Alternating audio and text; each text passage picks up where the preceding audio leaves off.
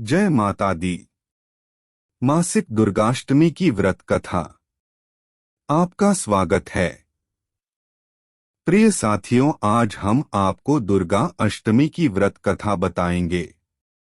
पौराणिक मान्यताओं अनुसार प्राचीन काल में असुर दंभ को महिषासुर नाम के एक पुत्र की प्राप्ति हुई थी, जिसके भीतर बचपन से ही अमर होने की प्रबल इच्छा थी।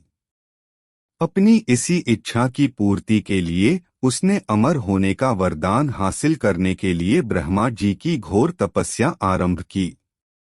महिषासुर द्वारा की गई इस कठोर तपस्या से ब्रह्मा जी प्रसन्न हुए और उसे मनचाहा वरदान मांगने को कहा। ऐसे में महिषासुर, जो सिर्फ अमर होना चाहता था, उसने ब्रह्मा जी से वरदान मांगते हुए खुद को अमर करने के लिए उन्हें बाध्य कर दिया। परंतु ब्रह्मा जी ने महिषासुर को अमरता का वरदान देने की बात ये कहते हुए टाल दी कि जन्म के बाद मृत्यु और मृत्यु के बाद जन्म निश्चित है, इसलिए अमरता जैसी किसी बात का कोई अस्तित्व नहीं है। जिसके बाद ब्रह्मा जी की बात सुनकर महिषासुर ने उनसे एक अन्य वरदान मांगने की इच्छा जताई और कहा कि ठीक है स्वामी, यदि मृत्यु होना तय है तो मुझे ऐसा वरदान दे दीजिए कि मेरी मृत्यु किसी स्त्री के हाथ से ही हो। इसके अलावा अन्य कोई दैत्य, मानव या देवता कोई भी मेरा वध ना कर पाए।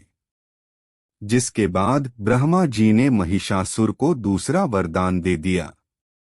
ब्रह्मा जी द्वारा वरदान प्राप्त करते ही महिषासुर अहंकार से अंधा हो गया और इसके साथ ही बढ़ गया उसका अन्याय।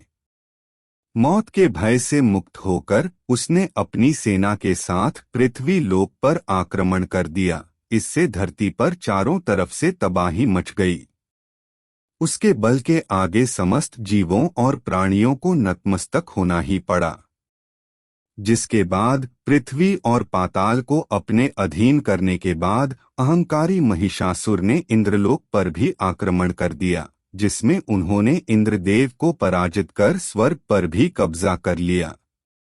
महिषासुर से परेशान होकर सभी देवी देवता त्रिदेवों अर्थात महादेव, ब्रह्मा और विष्णु के पास सहायता मांगने पहुंचे। इस पर विष्णु जी ने उसके अंत के लिए देवी शक्ति के निर्माण की सलाह दी। जिसके बाद सभी देवताओं ने मिलकर देवी शक्ति को सहायता के लिए पुकारा। इस पुकार को सुनकर सभी देवताओं के शरीर में से निकले तेज ने एक अत्यंत खूबसूरत सुंदरी का निर्माण किया। उसी तेज से निकली मौ आदिशक्ति, जिसके रूप और तेज से सभी देवता भी आश्चर्यचकित हो गए।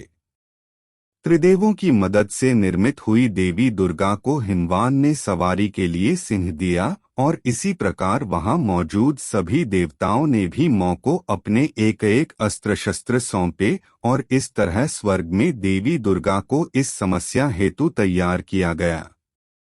माना जाता है कि देवी का अत्यंत सुंदर रूप देखकर महिषासुर उनके प्रति बहुत आकर्षित होने लगा और उसने अपने एक दूत के जरिए देवी मौ के पास विवाह का प्रस्ताव तक पहुंचाया। अहंकारी महिषासुर की इस ओछी हरकत ने देवी भगवती को अत्यधिक क्रोधित कर दिया, जिसके बाद ही मौ ने महिषासुर को युद्ध के लिए ललकारा। मौ दुर्गा से युद्ध की ललकार सुनकर ब्रह्मा जी से मिले वरदान के अहंकार में अंधे हो चुके महिषासुर उनसे युद्ध करने के लिए तैयार भी हो गया। इस युद्ध में एक एक करके महिषासुर की संपूर्ण सेना का मौ दुर्गा ने सर्वनाश कर दिया।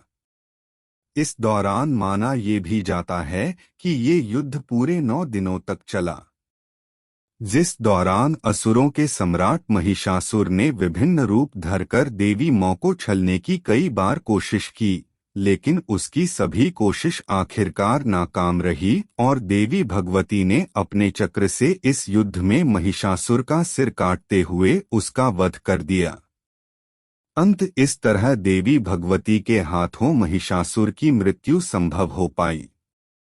माना जाता है कि जिस दिन मौ भगवती ने स्वर्ग लोक, पृथ्वी लोक और पाताल लोक को महिषासुर के पापों से मुक्ति दिलाई, उस दिन से ही दुर्गा अष्टमी का पर्व प्रारंभ हुआ। तो ये थी मासिक दुर्गाष्टमी की व्रत कथा के बारे में संपूर्ण जानकारी। हम आशा करते हैं आपको ये पसंद आया होगा। ऐसे ही अन्य व्रत कथा जानने के लिए जुड़े रहें हमारे साथ। जय माता दी।